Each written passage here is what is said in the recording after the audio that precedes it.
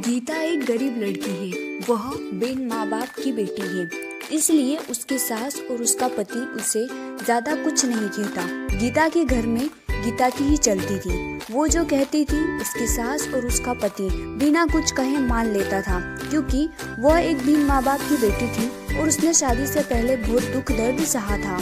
गीता घर का कोई काम नहीं करती थी। उसके घर का सारा काम उसका पति और उसकी सास करती थी और कुछ काम उसकी बेटी भी करती थी। गीता तो रोज अपना पर्स लेकर बाहर घूमने चली जाती थी। गीता को कोई कहता भी नहीं था कि वह इस तरह रोज बाहर न जाए या घर का काम करे। घर का काम उसका पति और उसकी सास कर लेती थी। लेकिन एक दिन उसके पति को उसकी सास ने कहा कि बेटा, गीता को ना रोको टोको तो उसको समझाओ कि इस तरह रोज बाहर जाना सही नहीं होगा। हाँ, वो बाहर जा सकती है, पर वो अगर कभी कभार जाए तो ठीक है, लेकिन अगर वो इस तरह रोज बाहर जाएगी तो हमारे समाज के लोग क्या कहेंगे। ये सब सुन के गीता का पति बहुत परेशान रहने लगा।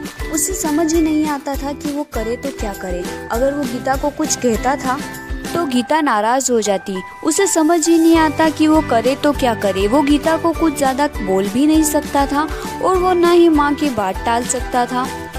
इसी तरह गीता रोज अपने ससुराल वालों को कुछ न कुछ कहती रहती। घर में कुछ भी करना हो गीता की ही चलती थी। वो अपने पति और अपनी सासू को बहुत बातें सुनाती थी।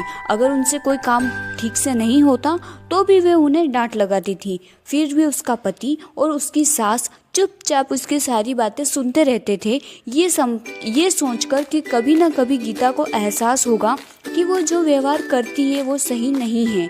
हम उसे लाड़ प्यार करते हैं, इसका मतलब ये नहीं कि वो हवा में उड़ने लगे।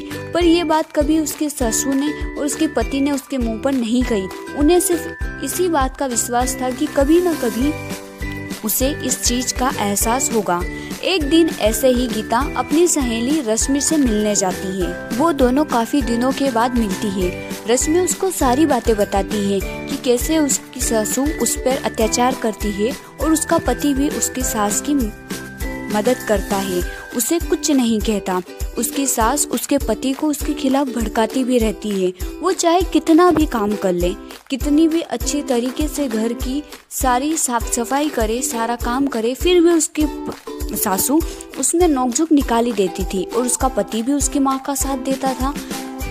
जब ये बात रश्मि ने गीता को बताई तो गीता को एहसास हुआ कि वो तो अपने पति और अपने सासू के साथ इतना बुरा व्यवहार करती है, घर का कोई काम नहीं करती, फिर भी उसकी सासू और उसका पति उसे कुछ नहीं कहता। वो उन्हें बार बार छोटी छोटी चीज़ों के लिए हजारों बातें सुनाती है, फिर भी उसके सासू ने उसे कभी नहीं डांटा। ये सुनकर गीता को अपनी गलती का एहसास होता है और वह घर जाकर अपनी सासू के सामने रोने लगती है। उन्हें सब बात बताती है कि उसे उसकी गलती का एहसास हो गया है कि उसने कितना गलत किया। तब उसकी सास उसे कहती है कि बेटा रो मत, हमें विश्वास था कि तुम्हें एक न एक दिन अपनी गलती का एहसास होगा और तुमने गलती चाहे कैसी भी की हो, लेकिन तुम्हें अपनी गलती का एहसास हो गया, बस यही बड़ी बात है। अब हम सब साथ मिलकर हंसी खुशी रहेंगे। तुम बिल्कुल शौक मत मनाओ, क्योंकि हमें पूरा भरोसा था कि तुम एक अच्छी लड़की हो और तुम्हें एक न एक दिन अपनी गलती का एहसास जरूर होगा। इसके बाद गीता और उसका परिवार साथ मिलकर हंसी खुशी रहने लगा। वो सब मिलकर सारा काम करते और हंसी खुशी जीवन यापन करते। अगर आपको स्टोरी अच्छी लगी हो तो वीडियो को लाइक और चैनल को सब्सक्राइब जरूर करें। इसी तरह के ग्रीन इफेक्ट वाले वीडियो के लिए यह स्टोरी कार्टून वीडियो आप अपने वीडियो पर यूज़ कर सकते हैं। इसमें कोई कॉपीराइट नहीं आएगा। हाँ, मेरी जो इसमें आवाज़ है, मेरा जो साउंड है, मेरा जो म्यूज़िक है, उसको आप हटा दीजिएगा, या तो अपना रिकॉर्ड करके उसमें डाल दीजिएगा या फिर कोई म्यूज़िक ऐड कर दीजिएगा, तो उसमें कॉपीराइट नहीं आएगा। आप सभी का दिल से धन्यवाद।